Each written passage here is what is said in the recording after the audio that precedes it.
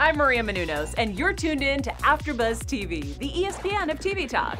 Now, let the buzz begin. Hi, guys!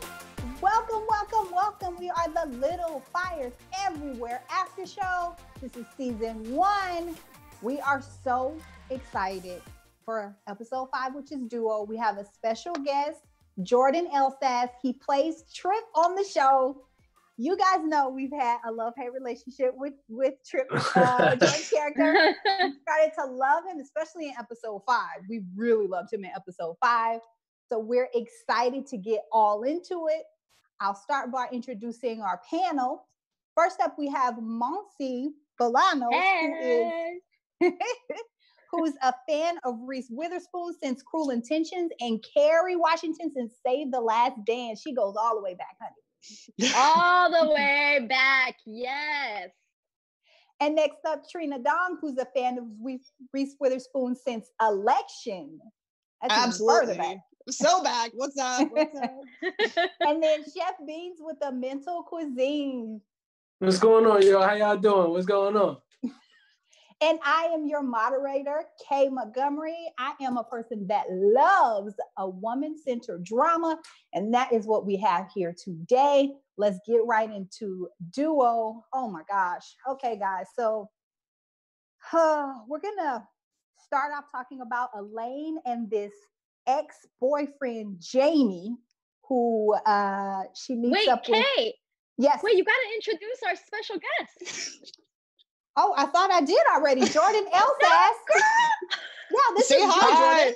I'm sorry. I didn't know. Like, I was just like, oh, was that like? I don't understand.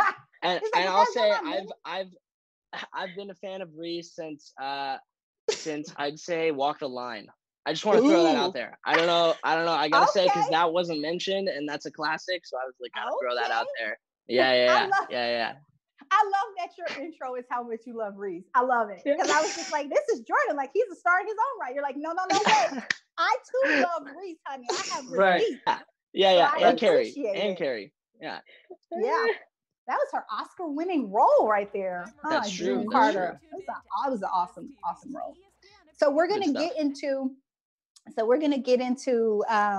her little situationship with Jamie, who we find out back in the day they had quite the nice little love affair and they had plans to stay together, but he decided to kind of go on an adventure, and she stuck to the plan, as is Elena's mantra.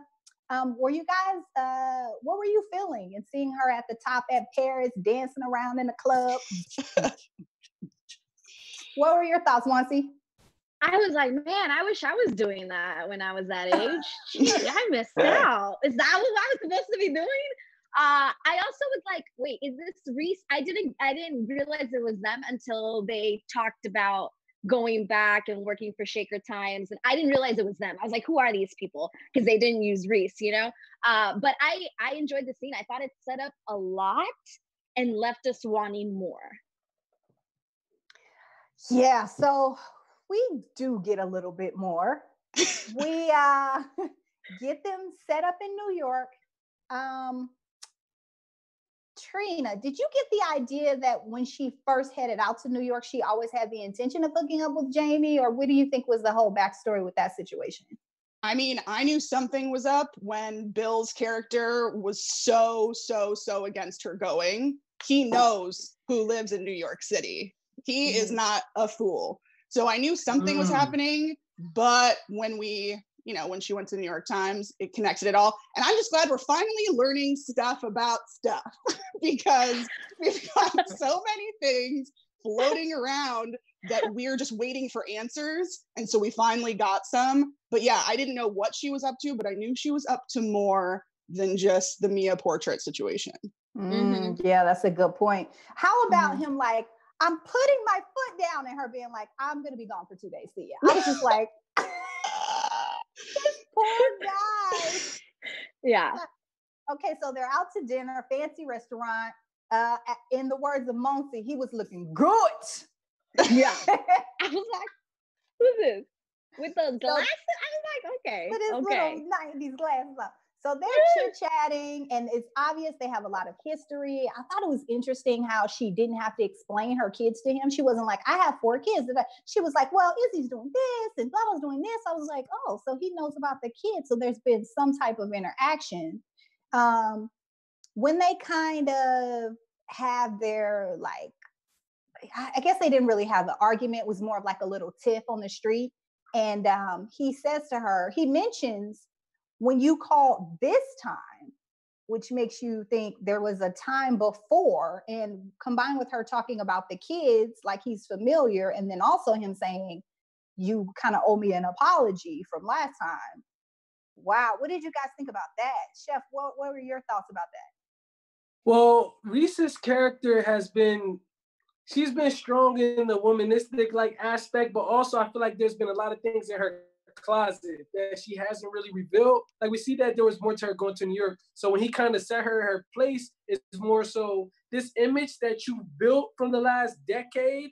I know the real you, so stop trying to feed me this fluff because it's not working. And I feel like that pierced right through the shields that she likes to walk around with. He's like, look, all this stuff, whatever. Like, stop lying to me. I know you. Yeah. So I really enjoyed him putting her in her place. Yeah, so I thought that was really surprising because, you know, she's throwing on the Elena charm. She brings those Magnolia bakery cupcakes. Oh my what God. she wants from the receptionist. So when she knew what she was doing. So when she says to him, why don't you come back to the hotel? And he's like, no, you're a narcissist. I was like, what were your thoughts, Trina? I loved every second of it. Hated every second of the Magnolia cupcake part. Loved every second of the narcissist part. But Jordan, I want to hear your thoughts. Are you watching this in time with us, or have you seen them all, or how's that going? It's funny because I think that a lot of people would assume that I've seen episodes ahead of time, but unfortunately, Hulu made the right call and canceled the premiere, so I hadn't even seen the first episode until it dropped, until the first 2 dropped. And I immediately binge watched those, and I've been watching ever since. And in fact, my parents got mad because last week I watched episode 4 before they did, and like not with them, and they were all mad, and they were like, why would you do that? And I was like, I'm sorry, I had to see it. I was really excited because I have a lot of scenes in episode 4. And but yeah, no, so I'm watching it. Awkward scene in episode 4 I wouldn't want to watch with my mama. No, exactly. So I had to watch it. I had to like preview it beforehand. You know, I had to be like, is this safe? Like, am I good? Sorry, Mom, I'm not coming over tonight. I'm gonna be out. I'm not gonna watch that with y'all. But yeah, so I was watching in real time, and first of all, I just want to say Anna Sophia Robb killed it as young Elena. She was fantastic. But all of the stuff in episode 5, like, just fantastic. Like every scene had so much behind it, and the stuff with Elena and Jamie in New York was really, really heavy. And I think that like what y'all were saying, which is just like, wow, like when that switch from them getting along, and then suddenly she's like, come back to my hotel, and he just drops the bomb, and he's like, no, what are you even like, what are you doing? Like, no, you're narcissistic. What are you talking about? You know, you're here against your husband's will. Like, what are you doing? And like you guys said, there may be a little more to the story that we get to see in coming episodes that you guys are going to get to see. So I'm excited for that. Be on the lookout for that. So you're going through it with us. Good to know. I am. No, of course I've read the script, so obviously that's, you know, but yeah, but I'm seeing it for the first time. There we go. Every episode. All right. Okay, so we do have, so she is hiding something, and she is supposed to apologize. I think it's an affair, you guys. What do you think? I think that's too easy. It's got to be more. If it's just an affair, maybe it's been an affair going on for a very long time, you know. If there's anything that I believe now, it's that Bill's not having an affair. Now I see that to be true, because he wouldn't have acted out like that. So now I scratched that from any previous thoughts. Yeah, I think it's something bigger as well, because it's something about the routine with their like sex cycle, to how she's so structured into like the shield that she puts up. It's like she's trying to literally be the architect of everything's going on, to the point where it's tedious. But I feel like whatever's in her closet, has influenced why she's responding the way that she's responding. Yeah. Because I feel like with her secret lover or past lover, she's more herself. They're laughing about random things. But whenever she's with her husband, she's like, okay, I'm a wife, and this is what a wife is supposed to do. So there's something that happened in between there that has made her who she is today. I guess we just don't know yet. For sure. Yeah. The wheels are turning, more juiciness. Okay. Well, we're so excited to have Jordan here with us today. We're excited that you guys are here with us as super fans. And I think Chef has a message for you.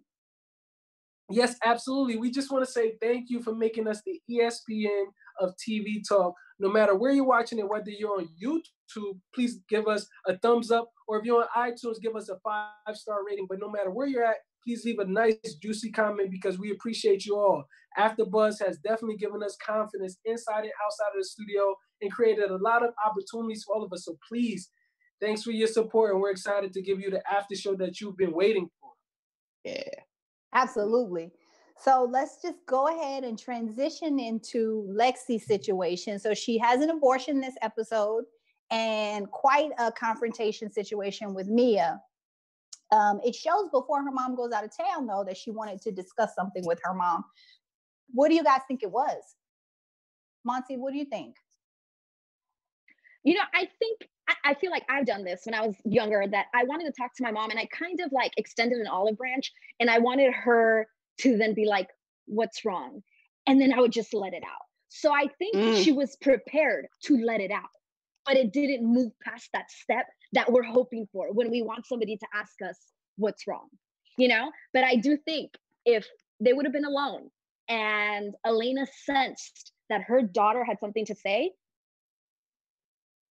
it would have come out. It would have been like word vomit, except dad was there. And you know, when dad's there, it's a little different. This is like, you want to talk to your mom about this. This is so personal. Not that your dad's not, but you know, like it's different. Yeah, especially because we see the relationship she has with her mom. She's kind of like the golden child, right? I mean, right. She's like her mini-me. Yeah, she's like her mini-me. So I think, yeah. So how do you guys think she would have taken the information though if Lexi would have told her that she was pregnant? What do you think, Trina? I don't know. I think she would have maybe tried to get the answer to whatever it was however she was going to react. She would do it quick and do a cover up, kind of like Lexi did. And so I know we'll talk about this as we move forward, but I think that Lexi is behaving as her mother would have. So I think that I'm not saying that she would have said abortion, but they would have done something proactive to make it not the town gossip. Yeah, so I think it's interesting that also she calls Pearl. Like she has in her room, you know, that time when they're all talking about sex, there's a bunch of girls in her room. She's really popular. I'm sure she has a ton of friends. Her and her brother Trip are really close. Trip, why didn't she talk to you? No, I'm just kidding. You know, all of your friends are very well off. I'm just interested as to why you guys think she didn't talk to any other friends. She says to Pearl, you're the only one that knows. She didn't even tell her boyfriend. So why don't you guys think that she told any other friends or reached out to anybody else?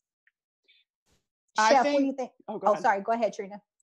Well, I was just going to say she doesn't feel shame with Pearl because she sees Pearl on this very low level below her. And so there's no judgment there from Pearl. And if there is, she doesn't care. But the other girls that are going to start talking, that's who she wants to keep impressing. You saw the scene where she's putting on the mascara the day after. Like, she is ready to put on a show. And Pearl's the only one that she's willing to share things that she may have done. Not wrong. I don't want to say wrong, but because I think ashamed of.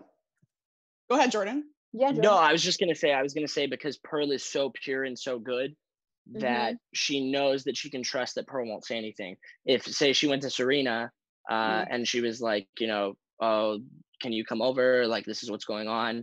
Serena would pretend to be her friend and be like, oh, yeah, I'm here for you. But then as soon as she gets back to school, you know, everybody in the school knows what happened. Whereas she knows that Pearl is good and that she has a pure heart and that she's not going to tell anyone. And she also, because of the previous stuff with the essay that Lexi used, she knows that Pearl, if she uses Pearl's name and puts it down, that Pearl is not going to put up a fight about it, or at least that's what she thinks. Right. There you Wow, go. that was a moment. What were you guys' thoughts? Oh my goodness, Monty, what were your thoughts about her using Pearl's name? We don't find out until they call her back, and her and Pearl are sitting there, and Pearl's kind of like, wait, what? What was your reaction to that? Girl, like, man, Lexi was touched by an angel, girl. The fact that she was able to walk in there and just look back and give her like a sad look, like, I'm sorry. I would have grabbed her by the hair and I would have been like, I'm sorry. She actually wrote her the wrong name. I was literally like, she's been touched by an angel. I was so upset. I was so heated. I had to stop it. I was like, I can't. I'm sweating now. Oh, I move on to the next person. I can't. But listen, why not just make up a name? My name is Bobo Lococo. Exactly. Like, you really had to go with Pearl's name? It's Come on. deep. It's deep. Trina, why? I don't know, but Bobo Lococo is my next name. And whatever thing I'm trying to hide, that's me next. But I mean, I think she doesn't mind potentially getting her into some mess. And she, probably is not wise enough to think beyond something fake. She's just taking something real, someone she doesn't mind, taken down. What's interesting? She says, I wrote this down and I was like, girl, no, she didn't. And when she said it, Pearl looked at her like, are you serious right now? but she said something like, my mom's friend was there. It would matter if people knew. Unlike if people knew it was you. It would matter if people knew it was me. I'm sorry, what? So she doesn't even value Pearl as a person with like a reputation to uphold, or, a person that could even, that's like saying like, you can't really feel shame. Yeah. So right. I just had to do this. I just had to roll with this on you. And then you see Pearl get like fed up. We haven't really seen Pearl get angry, but Pearl gets angry, but then takes her home, takes care of her still. Because like Jordan said, she does have a really good heart, which Mia let you know. I don't got that. No. Yeah, Mia, no, I really enjoyed Mia this whole scene, because Mia, not saying she's ever held anything back, but she's like, I don't care how old you are, you want to truly ask me a question? Because I'll tell you exactly how I feel. But that scene was just so epic to me, because I feel like it was a wake-up call for Lexi. Whatever she was thinking up until that point in her life was like, no, this is how I feel about you. I don't care about your privilege. I don't care about the house that you grew up in. You don't have a pure heart. And I need you to know that. Yeah. Yep. Yeah. I thought what was interesting was a mirroring of that scene of her saying, if you shouldn't have to ask me, you can only answer that for yourself, when she says, did I make the bad decisions? But then when Mia's on the phone with her agent and she says, oh, I didn't, I did whatever thing, because the agent knows whatever secret this is, right? And she says to the agent, did I do the right thing? So she's putting herself in the position. And then the agent says, that's only something you can answer for yourself. I was like, how interesting, like the lack of empathy. But I could see the place she's coming from, right? Because she's just frustrated and done with putting up with, that drama from Lexi. And she doesn't even know. She doesn't even know about the essay, does she? Not about the essay. Could you imagine what she? No. She would have never let her walk into the house. Because at first, Mia, when they walked in, Mia hugged her and had like a moment with her. It wasn't until she saw the paperwork that had Pearl's name that she let her have it. She wasn't going to let her have it. She let her in her home, was a mom with her for 30 seconds, giving her that hug that you want. And then when she saw the paperwork, that's finally when she gave her, what she needed. I thought it was quite funny how this episode, all of the Richardson ladies kind of got their butts handed to them a little bit. Yeah. Like everybody a little bit, just, and it's all of them, all three of them kind of got told off a little bit in this episode.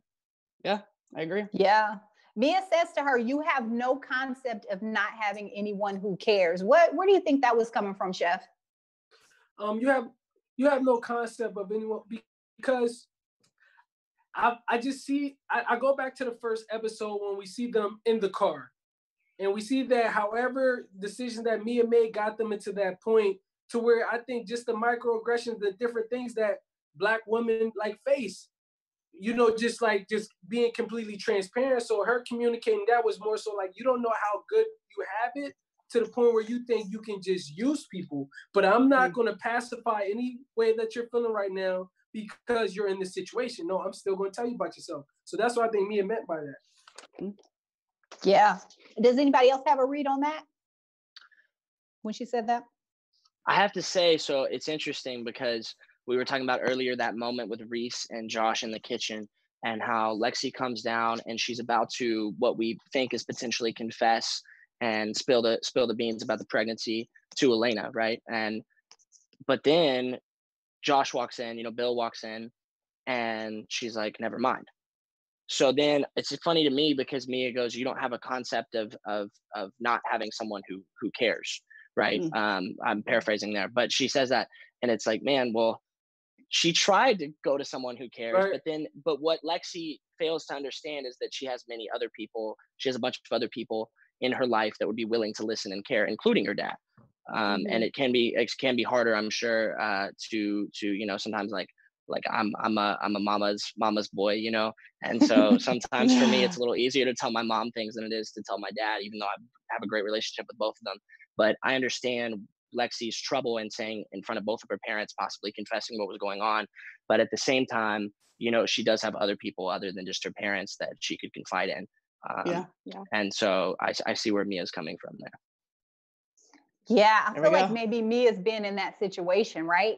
She has been in the situation where she has felt like, or she has set it up to make us think that she has no one who cares. But when she talks to her agent is where we get the most insight about her character, I feel like, because she's able to straight talk to her and she also knows about her past.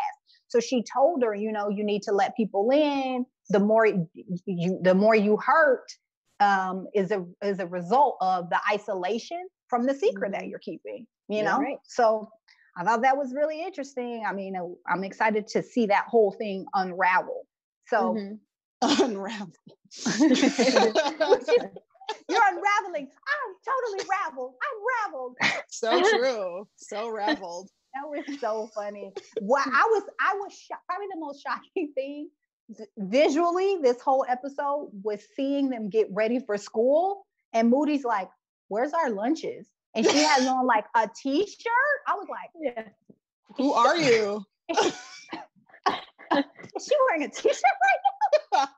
8 a.m., ma'am. Where are your pearls and heels? Like, yeah, that was shocking for me, especially considering like all the visuals that this show gives us. I was like, that's a really good. That communicated a ton in a short amount of time. Yeah, absolutely. Yeah. So let's get on into Trip and Pearl's relationship and their relationship evolution, I should say.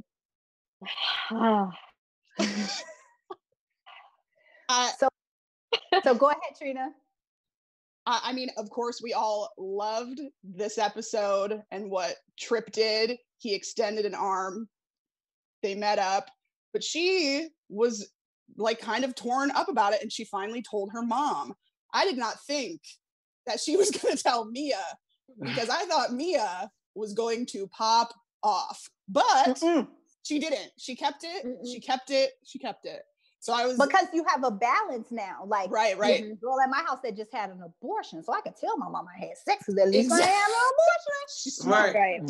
So smart. So yeah, smart. that's like when one of your siblings get in trouble. It's always good to come out with a confession. That's when they get in big trouble. You're like, also, I broke that vase last year. You know, it's always good. Well, I love where we are. I love where we are now. That's all. That's all I have to say.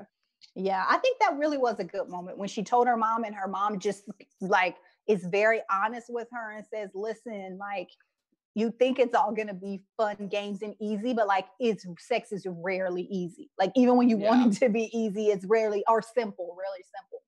So I thought that was a really good piece of like advice, you know, for her to give her daughter, especially when I feel like the advice that she's given her thus far is like sex is like transactional and that whole thing. And then we learn a little bit about her dad. What did you think about that part, Monsi? Yeah. Or again, we don't know.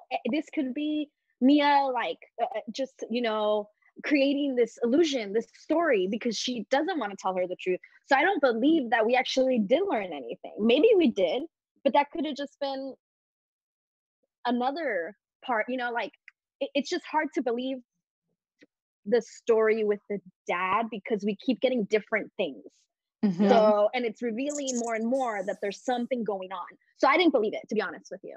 Yeah. I mean, well, she said very vague, like he was a man, he had a pulse, he breathed, like, right. Just like, can we get some more? Right. We know there's something up with Jesse Williams. It kind of comes back in the end, and we can talk a little bit about that. But so Tripp calls her up to meet her. They go out to the park. I was surprised. We see a very vulnerable Tripp. I think he's been made vulnerable because of the situation he has with Izzy when she calls him out and kind of basically calls him a player and like, you don't care about her, like whatever. It kind of makes him think more about himself, I felt like, in that moment. What did you feel like watching that, Jordan? Were you like, oh my, he's coming around, he's coming around? Right. I was finally like, dude, like, get a clue. You know what I mean? Like, I was watching and I'm just like, bro, like, he's at the locker and he sees Pearl and, she passes by and I'm like, come on, like, come on.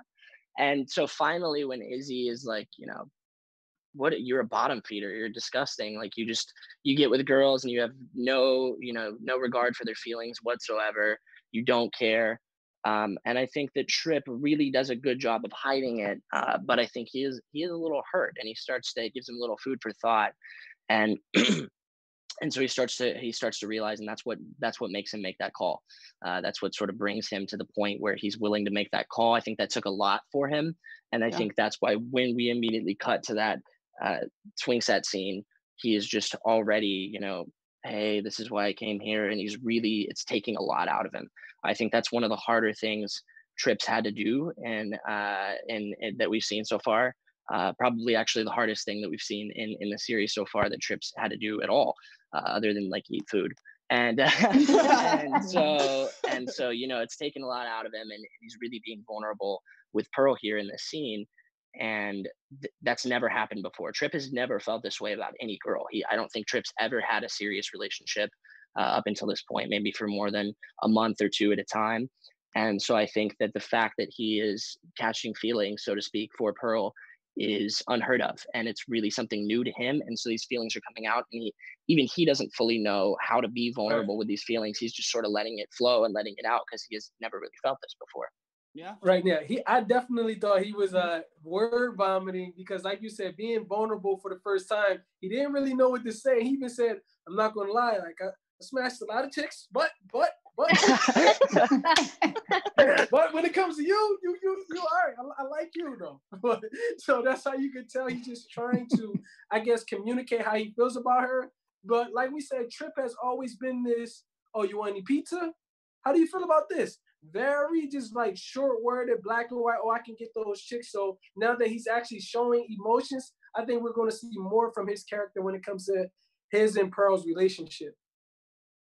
Yeah, I think it was super refreshing to see that vulnerability and just him being real, because I thought like he probably does the Mr. Smoothness, to everybody, but he was just like, "You're really, really pretty." And I was like, oh my God. Am I the only one against Tripp and Pearl? I'm yes, so I think against it. Like, tell us. I'm personally a little offended right now. I think I gotta go, guys. I'm like, this is too much. Oh no, Mossy, go for it. I'm not saying I don't believe that Tripp genuinely has developed feelings for her. That's not what I'm saying.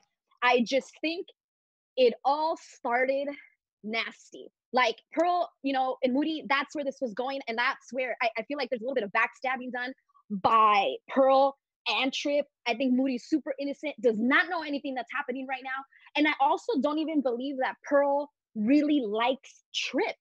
It's the image of Tripp. It's the illusion of this sexy, like high school senior, I assume senior, like, she's never had that. It's like, it's something that she wants because of the image that she's going to get with, You know what I mean? Mm-hmm. Like the Yeah, connection said she that to has her with mom. Moody, right? Like the connection she has with Moody, she doesn't have with Trip. And now this is making her feel like, oh, the cool, good-looking athlete likes me. Like, I'm gonna keep going with this, even though I don't think that's really what her heart wants. So I'm so against it. I'm so against it. But Yelled shouldn't she be allowed to have a hot boyfriend? Why should she have to have the nerdy poetry book boyfriend? That's the boyfriend that she's always had. If she wants a hot boyfriend, then I say go for it, Pearl. See how it goes. Sure. But Mr. Poetry Notebook, she doesn't have to have as a boyfriend every time. He's a friend. He's the friend. It wasn't organic. Go ahead, Chef. To add to that, Kate, also, when has Pearl ever been allowed to be a teenager? It's okay for her to date somebody. Go she date actually the has other athlete. I know. What's wrong with Trip? There's nothing wrong with Trip. And when it comes to Moody, it happens. You get friend zoned all the time. Yeah. He's struggling to accept it, which has nothing to do with Pearl. It has nothing to do with Pearl. Okay. So then, is Trip just gonna roll up is Trip just gonna roll up like, listen, one of us had to have her. She didn't want you, so I guess I will take the fall. But I'll take care of her. I'm actually gonna request. I'm gonna request that we actually go back and reshoot it where Trip does that. Like, look, bro, up. Look, one of us had to have her, dog. I'm sorry. Right, man. It had to be made. Sorry, I'm teasing you. Well, let's get right into just talking to Trip. I mean, well, not Trip, talking to Jordan. Sorry, Jordan. Yeah, I think we had a few questions for you. Trina, did you want to start? Yeah, let's do it. So again, thank you for joining us and thank you for sharing your insight with us. It's been Thank so you guys fun for having me. Yeah, I love that you're watching it and in the game with us. Just to start it off, the show obviously has an incredible cast. What was it like on set with everyone that half the people are seasoned and then half of you are newer to the game? What was that like? Right. Obviously, as you might assume, I'm newer to the game. Not a Reese Witherspoon or a Kerry Washington or Josh Jackson. But yeah, so I mean, it was amazing being there and working with them. Everybody there had such a different viewpoint and set of experiences and expertise that they brought to the table. And I think that working, especially with, excuse me, I don't know what that was. Especially working with people like Reese and Carrie and Josh that were much older than us kids and just so experienced there's no other way to put it. It was life-changing. I mean, it was ridiculous. Yeah. I remember first day I got to LA, went to bed, hotel, moved into this apartment the next day, go to the studios, had lunch with Reese and the rest of the Richardson kids. And I mean, just meeting Reese, I immediately was just like, this is so surreal. And I'm sitting there talking to Reese Witherspoon and there's just this sense of being starstruck and then meeting Carrie, and Carrie was amazing. And they were just all so kind. And I think that was really, really surprising to see, like, wow, these are just regular human beings that are really, really nice and have, are so talented. And it's just like, this is weird because you see them in magazines and interviews and they seem so larger than life. And then you meet them in person. It's just like, they're people too. And I think that was one of the coolest parts about working with them, is just sort of breaking that facade of like, these are these A-list celebrities, and rather they're just, they're definitely A-list celebrities, but they're also just real people. And to see them in that environment was just really, really cool. And then as for working with the other kids, it was a total blast. I mean, got along with everybody from day one. The chemistry was there. I don't think we had to, we went to Disneyland as a cast, we went bowling, we would go out to dinner, we did all this fun stuff, but I don't think some of that wasn't even necessary in the way of like, it was fun and it worked, but we already had chemistry right off the bat. The whole Richardson kids and also of course Lexi, who plays Pearl, not to be confused with the Lexi on the show. Totally different deal there. But we all just got along so well and we had such a blast goofing around and working together, and it was awesome. It's good stuff. On. So as you heard, we have a love-hate relationship with Trip. Some of us love more than hate. Some of us hate more than love. Clearly, yes, I can see that. But tell us what your favorite part of playing Trip was. I think my favorite part of playing Trip was sort of fleshing him out and giving him that more than the multi-dimensional sort of element that was lacking some in the book and was also lacking throughout the first few episodes, and sort of building on that and being like, hey, here's a little bit more to Trip, here's a little bit more to Trip, here's a little bit more to Trip, was my favorite part, because as you guys discussed, at first glance, he comes across as rather one-dimensional, kind of just there to move the plot along, not necessarily a super interesting character, one you pay attention to. And then once we get into like episode 4, episode 5, we start to see a little more. The scene, the after sex scene with Pearl, where he's like, this is screwed up. This is really, really screwed up. I don't know what's going on. I'm freaked out. I couldn't perform because these thoughts are racing through my brain, and I don't know what's going on, and I feel weird about this, and it's not even just like I feel guilty about my brother, but I also, I've never felt this way about a girl, and there's something different about you. And there's just so much going on through his head, and I liked playing to that side of Trip. And then, of course, the swing set scene that we saw as well, where he's really vulnerable and he breaks down this wall of being the cool guy, the player, the guy that gets all the girls. He completely just lets go of that, and he doesn't even mean to. And I think that was so far that we've seen that, and some of the scenes with Moody, because those are just really, really fun scenes to do. But that scene on the swing sets was probably my favorite scene to shoot so far. I mean, just that was a really intense scene. Really liked that one. It was one of the scenes I auditioned with, actually. Oh, amazing. Yeah. Well, obviously you're absolutely killing it, because if some of us hate you and some of us love you, you're doing a great job. Right. Obviously. Thank you. Yeah, of course. So we read somewhere that one of your dream roles is to play the Joker. Correct. So who has been your favorite Joker so far? Do you guys want to take a guess? I mean, anybody else? Trina, take a guess. Or yeah, one of you guys. I mean, Joaquin probably, right? Heath Ledger. Heath Ledger. Only because he is just so, like, he's such a role model, and so is Joaquin. I mean, Joaquin's amazing, and they were two totally different performances, mind you. But I would say still Heath Ledger, because it's just, it feels a little more like classic villain to me, whereas Joaquin felt like almost not even like a comic book Joker. It felt like a totally different. It was mind blowing. I mean, the performance was incredible, and was just as good as Ledger's performance, but just in a totally different way. And it didn't quite feel like it even fit in with the DC Batman universe. Whereas Heath Ledger's Joker was just like what I'd grown up as a kid imagining the Joker to be like, There you go. And I just love Heath Ledger, like I said. This is great. Well, who doesn't? Hello. Yeah. Right. So our last question, we all love the 90s on this show. We always talk about the 90s stuff that comes up. We want to know, is there anything new that you learned from being on the show from the 90s that you didn't know before? Real World. Didn't know what that was. No idea. And I get on set and we're like talking. I'm talking to Liz, Liz, showrunner, writer, talking to her, like, so what is Real World? And she's like, well, let me educate you. And so we sat down the whole team cast and had a conversation about this show. And by the end, we were just all like, oh, well, maybe we should watch that, because that actually sounds kind of cool. That actually sounds like something we might enjoy. And so I went and watched an episode of Real World, and I was like, this is pretty good. And then also another thing I would say is the style. It turns out that I wore a lot of clothes that I wear present tense, a lot of clothes like straight fit jeans that were popular apparently in the 90s. And I was like, man, this is pretty cool that I already wear some of what my character is wearing, you know what I mean? Right. And then and that was cool. And then my sideburns, I don't know if you guys noticed, but nice. I do not have to that level anymore. I don't have the sideburns down to my chin, but that was really fun to grow those out and do that sort of 90s look, 90s player look.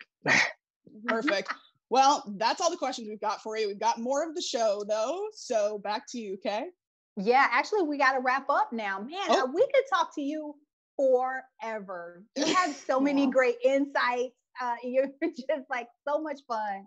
So I'm sad that we have to let you go, but thank you so much, Jordan, for joining us. Thanks, Jordan. Thank you. We promise Thank you guys for having me. We promise we're going to turn Monty. The next time you watch our after show, she's going to love you. We're going to make her love Jordan. We're going to make her love Trip's character. Seriously, Team Trip. Hashtag Team Trip. No. Come on. Team Trip. No. Team With Trip. it, Monty. You got to get with it. Mira. We can do another after show, a whole hour as to why I don't like Trip. Trip and Pearl together, y'all. Together, not Trip personally, just together. All right, so before we wrap up, we want to give our fans a chance to follow us on social medias. Jordan, we'll start with you. Where can our fans reach you? I think you have an Instagram account. I follow you on Instagram. I do. So Twitter is going to be at Jordan Elsass1, and then Instagram, which is where I'm active the most, is going to be just my name, Jordan Elsass. Awesome. All right, Monse, what about you?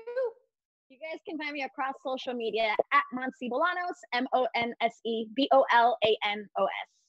Awesome. What about you, Trina? All right, y'all can find me on Twitter and Instagram at Hey Trina Dom. And Chef. You can find me on all social media platforms at chef_beans, but that's with a Z. Chef_beans. Awesome. And I am Kay Montgomery. You can find me on Instagram and Twitter at HostK, HostKay. Thank you so much for joining us at the Little Fires After Show.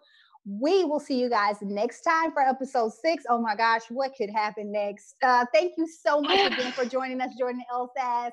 We will see you guys next week. Bye. Bye. Our founder, Kevin Undergaro, and me, Maria Menounos, would like to thank you for tuning in to AfterBuzz TV. Remember, we're not just the first, we're the biggest in the world, and we're the only destination for all your favorite TV shows. Whatever you crave, we've got it. So go to AfterBuzzTV.com and check out our lineup. Buzz you later. The views expressed herein are those of the hosts only and do not necessarily reflect the views of AfterBuzz TV or its owners or principals.